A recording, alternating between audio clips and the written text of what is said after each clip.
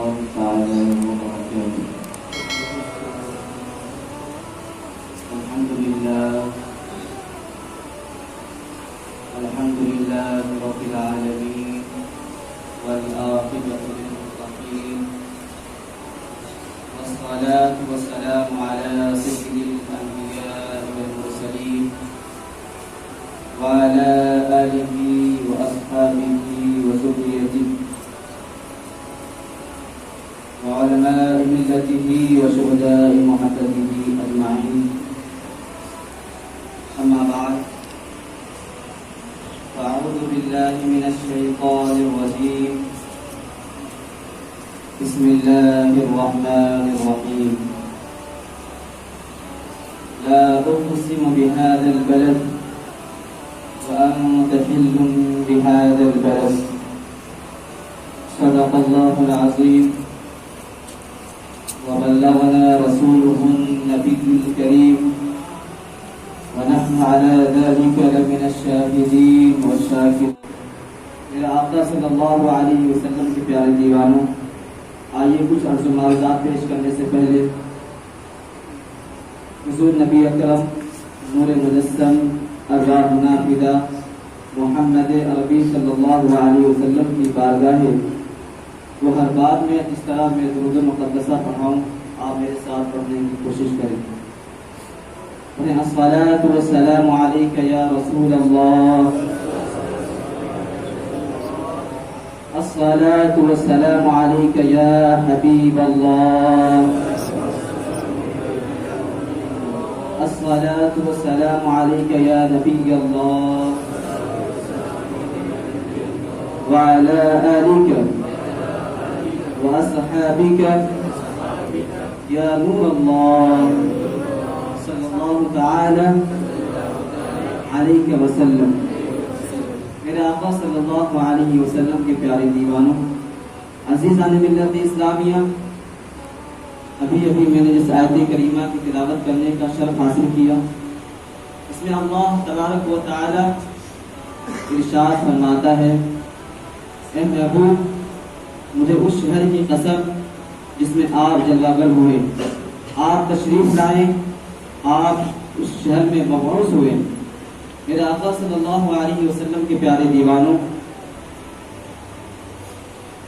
اس آیت کریمہ میں البلد سے مراد مکہ مکرمہ کی سرزمین ہے. یہ زمین کو مقام حیثیت اس بنا پر حاصل ہے کہ ہمارے نبی احمد مجتبیٰ آمنہ کے لال محمد عربی صلی اللہ علیہ وسلم اس شہر میں تشریف لائے. یہ شہر اگرچہ گوناگوں کیفیت سے متصف ہے لیکن اس شہر میں مکین ذی وقار صلی اللہ علیہ وسلم کی وجہ سے اس شہر کو مقام اور مرتبہ حاصل ہے. میرے آقا صلی اللہ علیہ وسلم کے پیارے دیوانوں، علامہ پانی پت علیہ رحمۃ رضوان اس کی تفاسیر میں لکھتے ہیں کہ یہ شہر تو امن و قرار کا شہر ہے. اس شہر کو مقام مرتبہ حاصل ہے، لیکن اسی کفار قریش کے کچھ رویوں کو بیان کرتے ہوئے لکھتے ہیں کہ اس شہر میں اگر جنگی جانوروں کو نہیں مار سکتے، اس شہر میں چرند پرند کا آپ شکار نہیں کر سکتے، اس شہر کی کسی بھی چیز کو آپ نقصان نہیں پہنچا سکتے، لیکن اسی شہر میں، اسی حرم میں نبی اکرم صلی اللہ علیہ وسلم کو تکلیف دینے سے لوگ گریز نہیں کرتے، اپنے آپ کو حلال سمجھتے ہیں. لیکن دوسری اس کی ایک اور روایت ہے کہ اس شہر میں آقا دو جہاں صلی اللہ علیہ وسلم کو یہ اختیار حاصل تھا کہ اگر آپ کسی کافر، کسی منافق کو چاہے تو اس کے سر کو کاٹ ڈالے، یہ آپ کو اختیار حاصل تھا. یہ دوسری روایت ہے. میرے آقا صلی اللہ علیہ وسلم کے پیارے دیوانوں، اللہ تبارک و تعالی اس شہر کی قسم یاد فرماتا ہے. اس سے کیا مطلب مراد ہے، اس سے کیا معنی مراد ہے؟ کیا اس شہر میں اب ظاہر سی بات ہے جس چیز کی قسم اللہ تبارک و تعالیٰ یاد فرمائے وہ چیز عظیم ہوگی تو نا، وہ چیز اپنے مرتبے کے مراتب کے اعتبار سے اصل ہوگی، اسی لیے اس کی یاد فرمائی جا رہی ہے۔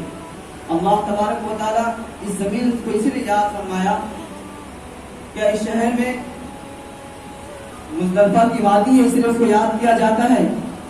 مقام ابراہیم حضرت حاجر رضی اللہ تعالی عنہ کہ مبارک صحیح ہے، اس لیے شہر کو یاد کیا جاتا ہے۔ کیا اس شہر کو جنتی پتھر ہونے کی وجہ سے اس شہر کو یاد کیا جاتا ہے؟ کیا اس شہر میں ایک سے ایک چیزیں ہیں اس لیے اس کو یاد کیا جاتا ہے؟ تو اس کے حوالے سے اللہ تبارک و تعالیٰ خود ارشاد فرماتا ہے نہیں، ایسا ہرگز نہیں ہے۔ اگر اس شہر کو یاد کیا جاتا ہے، اس شہر کی تعریف و توصیف کی جاتی ہے اس بنا میں کہ اس شہر میں ہمارے نبی تشریف لائے، حضور محمد عربی تشریف لائے۔ اگر یہ حضور نہ تشریف لاتے تو شہر کا کوئی مقام مرتبہ نہیں تھا، لیکن ہمارے نبی صلی اللہ علیہ وسلم کی تشریف آوری سے اس شہر کا مقام و مرتبہ حاصل ہوا۔ میرے آقا صلی اللہ علیہ وسلم کے پیارے دیوانوں، اسی لیے تو شاعر عاشق امام احمد رضا بہادر بریلوی علیہ محمد رضوان نے کیا خوب کہا ہے، کھائی قرآن کھا کے گزر کی قسم، کھائی قرآن کھا کے گزر کی قسم، اس کبے پاک کی حرمت پہ لاکھوں سلام۔ میرے آقا صلی اللہ علیہ وسلم کے پیارے دیوانوں، مکہ مکرمہ کی سرزمین کو بلد الامین کا لقب حاصل ہے، اور اس شہر کو ایک مقام بلندی حاصل ہے، اور اس شہر کو اللہ تبارک و تعالیٰ نے تمام عالم اسلام کے لیے زیارت گاہ بنا دیا گیا، تمام امت محمدیہ علیہ السلام کے لیے عبادت گاہ بنا دی گئی، اور اس سرزمین پہ لوگ ہر سال حج کے موقع پر وہاں لے جاتے ہیں، اپنے آپ کو وہاں کا سفر کرتے ہیں اور حج بیت اللہ سے فارغ ہو کے پھر آتے ہیں۔ میرے آقا صلی اللہ علیہ وسلم کے پیارے دیوانوں، یہ شہر اتنا عظیم ہے کہ آقا دو جہاں صلی اللہ علیہ وسلم اس شہر کو کافی حیرت انداز میں دیکھتے تھے۔ حضرت عبداللہ بن عدی رضی اللہ تبارک و تعالیٰ عنہ ارشاد فرماتے ہیں کہ میں نے نبی اکرم صلی اللہ علیہ وسلم کو مقام حضورہ پر دیکھا۔ کیا دیکھا کہ آقا دو جہاں صلی اللہ علیہ وسلم شہر مکہ کو حضرت کی نگاہ سے دیکھتے ہیں۔ حضور ایک انوکھے انداز میں دیکھتے فرماتے ہیں، اے مکہ کی سرزمین، اے اللہ کی زمین میں سب سے مقدس سرزمین، اللہ کی زمین میں سب سے اچھی زمین، اللہ کی زمین میں سب سے پیاری زمین، میں تجھے نہ چھوڑتا، میں تجھے یہاں سے نہ جاتا اگر میرے قوم مجھے یہاں سے نہ نکالتی، اگر مجھے یہاں اذیت و تکلیف نہیں دی جاتی تو میں کبھی اس شہر کو نہیں چھوڑتا۔ آقا دو جہاں صلی اللہ علیہ وسلم کہہ رہے ہیں، آپ کھڑے دیکھ رہے ہیں، آسمان کی طرف نگاہ ہو کر کے دیکھتے رہتے ہیں، اور یہ اس طرح کے جملے آپ ارشاد فرماتے رہتے ہیں۔ میرے آقا صلی اللہ علیہ وسلم کے پیارے دیوانوں، حضرت عباس رضی اللہ تبارک و تعالیٰ عنہ سے ایک روایت ملتی ہے کہ آپ فرماتے ہیں کہ آقا دو جہاں صلی اللہ علیہ وسلم نے فرمایا کہ اللہ کی زمین میں سب سے پاکیزہ زمین ہے اور سب سے عظمت بلندی والی زمین ہے۔ میرے آقا صلی اللہ علیہ وسلم کے پیارے دیوانوں، اس کے بعد کیا ہوتا ہے؟ آقا دو جہاں صلی اللہ علیہ وسلم ہجرت فرماتے ہیں۔ اس سے پہلے میں اور کچھ باتیں آپ کے سامنے پیش کرنا چاہتا ہوں۔ یہ زمین اتنی مبارک ہے کہ کعبہ شریف کے ارد گرد کم بیش 300 انبیاء کرام علیہ السلام کی قبریں ہیں۔ اسی طرح حجم کعبہ کے اندر جب اندری حصے میں داخل ہوتے ہیں تو حضرت اسماعیل علیہ السلام اور آپ کی والدہ طیبہ طاہرہ حضرت حاجرہ رضی اللہ تعالی عنہ کی بھی قبر ہے، اور اسی طرح اس میں کتنے انبیاء کرام علیہ الرضوان کی قبریں ہیں۔ یہ مقدس سرزمین ہے، اور اس سرزمین میں امن و امان ہے۔ جو انسان اس شہر میں داخل ہو جائے اس کے بعد اس پر یہ پابندی عائد ہو جاتی ہے کہ وہاں کسی چیز کا نقصان نہیں پہنچا سکتے، وہاں کے جانوروں کو آپ تکلیف نہیں دے سکتے، وہاں کی کسی بھی چیز کو آپ نقصان نہیں پہنچا سکتے۔ لیکن کفار قریش نے آقا دو جہاں صلی اللہ علیہ وسلم کے ساتھ کیا رویہ کیا. اسے شہر مکہ میں آقا دو جہاں صلی اللہ علیہ وسلم سجدے کی حالت میں ہیں. جن کفار قریش میں سے ہی کچھ لوگ آقا دو جہاں صلی اللہ علیہ وسلم کے سر مبارک پر پیٹھ مبارک پر عطر لا کے رکھ دیا کرتے ہیں جانوروں کی. اس طرح تکلیف آقا دو جہاں صلی اللہ علیہ وسلم کو انہوں نے پہنچایا، لیکن حضور ہمیشہ اللہ تبارک و تعالیٰ کے حکم کے مطابق کام کیا اور دامن اسلام کو ہمیشہ آپ پکڑے رہیں اور اللہ تبارک و تعالیٰ کی وحدانیت کا اقرار لوگوں کے دل میں کرواتے رہیں. پھر آقا صلی اللہ علیہ وسلم کے پیارے دیوانوں، مقام اسود وہ مقام ہے جب ایک بندہ ہے مومن اس کو چومتا ہے، اس کے پاس جاتا ہے تو اس کے تمام گناہوں کو وہ پتھر اپنے اندر ٹھوس لیتا ہے اور مومن بندہ کے تمام گناہوں کو وہ مٹا دیتا ہے. اور وہ پتھر ایک ایسا پتھر ہے کہ روز قیامت اللہ تبارک و تعالیٰ کی بارگاہ میں لوگوں کے لیے سفارش بھی کرے گا.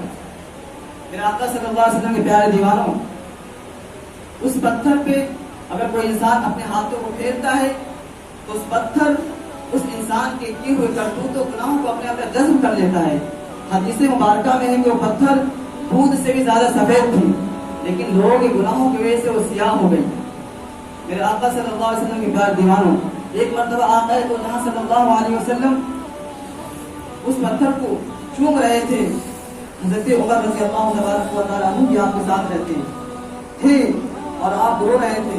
آقا تو جہاں صلی اللہ علیہ وسلم نے فرمایا، اے عمر، یہی وہ مقام ہے جہاں رویا جاتا ہے، یہی وہ مقام ہے جہاں پہ رویا جاتا ہے.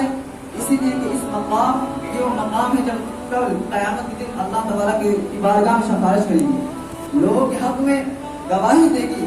عمر رضی اللہ تبارک و تعالیٰ عنہ پھر آقا تو جہاں صلی اللہ علیہ وسلم وہاں سے روانہ ہو جاتے ہیں. پھر آقا صلی اللہ علیہ وسلم کے پیارے دیوانوں، ایک مرتبہ عمر رضی اللہ تبارک و تعالیٰ عنہ آپ آتے ہیں اور اس پتھر کو چومتے ہیں اور چومنے کے بعد کہتے ہیں، پتھر میں تجھے نہ چومتا اگر نبی اکرم نہ چومتے، حضور محمد عربی نہ چومتے تو میں بھی تجھے نہ چومتا. تو یہ پتھر ہے، مجھے کیا نفع نقصان دے سکتا ہے. حضرت علی کرم اللہ وجہ کریم کی ساتھ میں رہتے ہیں. آپ حضرت عمر رضی اللہ تبارک و تعالیٰ عنہ اس گفتگو کو سننے کے بعد کہتے ہیں، عمر تم کیا کہہ رہے ہو؟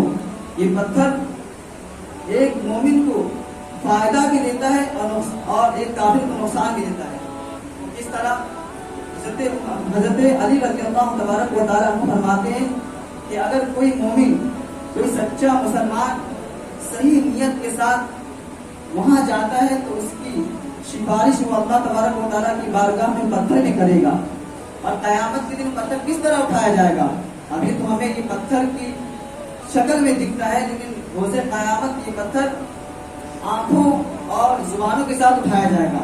تو اپنے دو آنکھوں کے ساتھ، اپنے زبانوں کے ساتھ اٹھایا جائے گا اور وہ پتھر ہر ایک بندے کی فریاد اللہ تبارک و تعالیٰ کی بارگاہ میں کرے گا. حضرت علی رضی اللہ تبارک و تعالیٰ عنہ سے فرماتے ہیں، علی تم نے ایسا جملہ کیوں فرمایا؟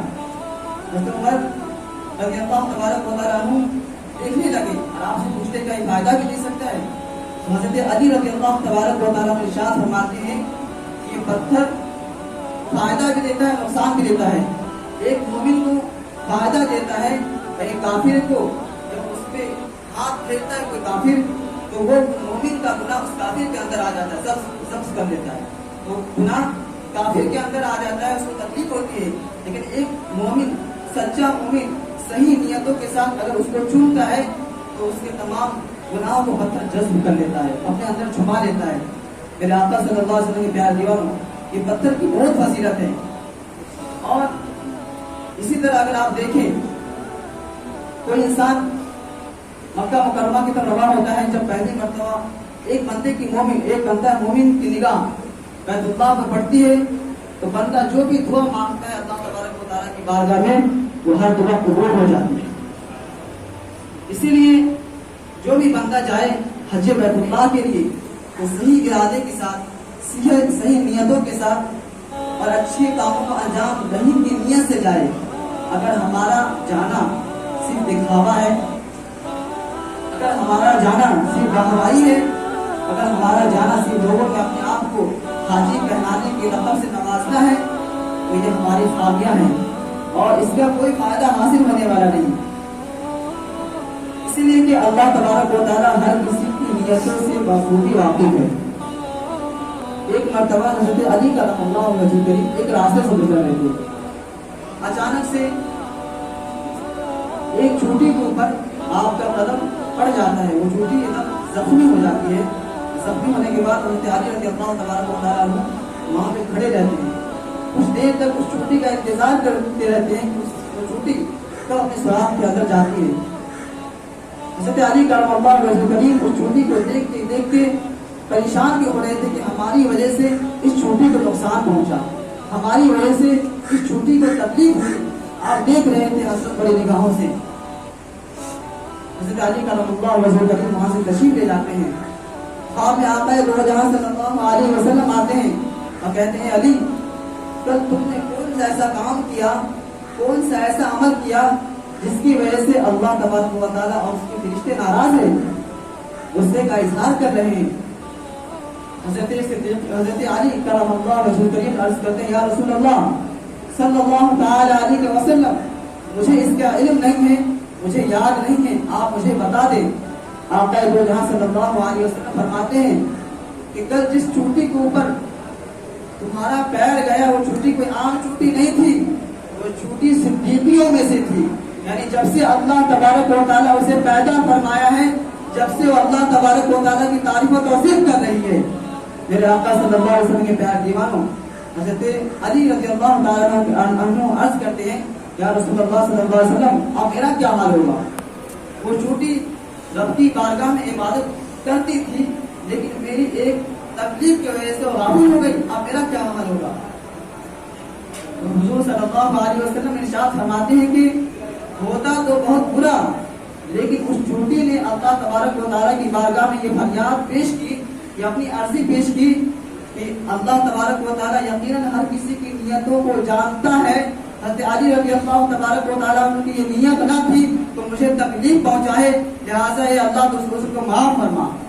یعنی بتانے کا مقصد یہ ہے کہ حضرت علی کرم اللہ وجہ کریم جیسے اللہ کے رسول کے محبوب, لیکن ایک چلنے کا انداز, ایک انکساری, رب کی بارگاہ میں رجوع الی اللہ کتنا تھا کہ فوراً ایک چوٹی کو تکلیف پہنچنے کی وجہ سے اللہ کی بارگاہ میں رجوع کرتے ہیں, اللہ کی بارگاہ میں پھر اپنے حال کو بیان کرتے ہیں.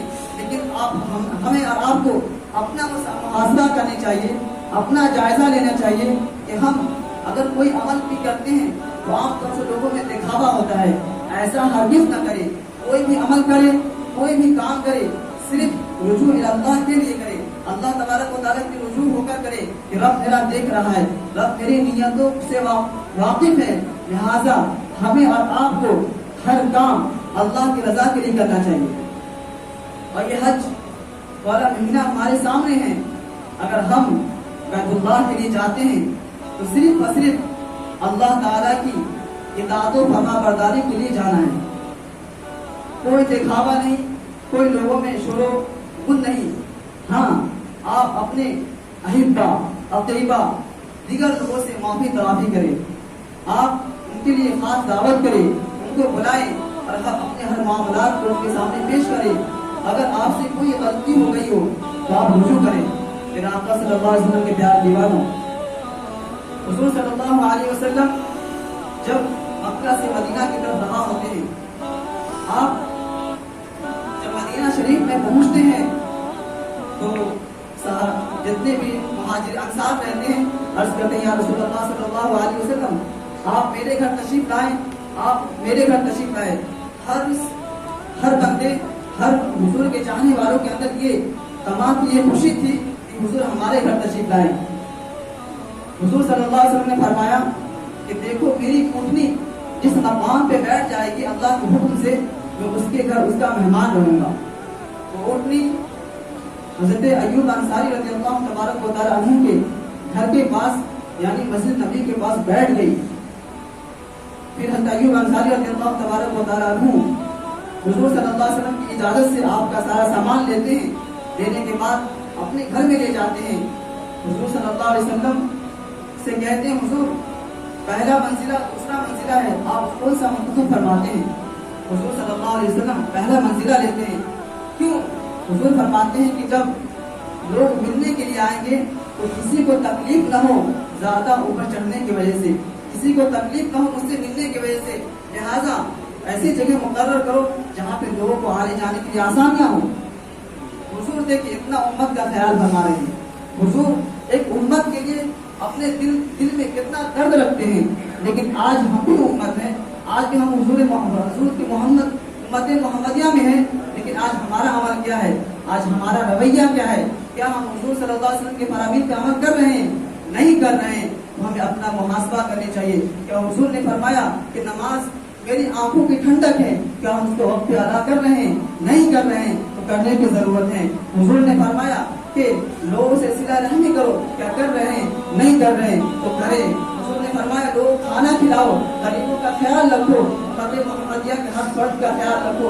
لہٰذا ہمارا اور آپ کا یہ کام بنتا ہے کہ ہم ہر کسی کا خیال کریں. امت محمدیہ صلی اللہ علیہ وسلم کو ہماری وجہ سے کوئی تکلیف نہ پہنچے. یقیناً اگر کوئی ہماری وجہ سے تکلیف میں آتا ہے تو اس کا جواب نہیں ہم ہوں گے. قیامت کے دن ہمیں بھی حقوق عباد کی زمرے میں لیا جائے گا اور ہم سے بھی پوچھا جائے گا کہ ہم نے امت محمدیہ صلی اللہ علیہ وسلم سے کیا رویہ پیش کیا. لہٰذا ہمیں اور آپ کو چاہیے کہ ہم حضور کی محبت سے سچی محبت کریں. اللہ تبارک و تعالیٰ پہلے مجھے پھر آپ سامعین کو عمل کرنے کی توفیق عطا فرمائے. وما علینا الا البلاغ المبین. السلام علیکم ورحمۃ اللہ.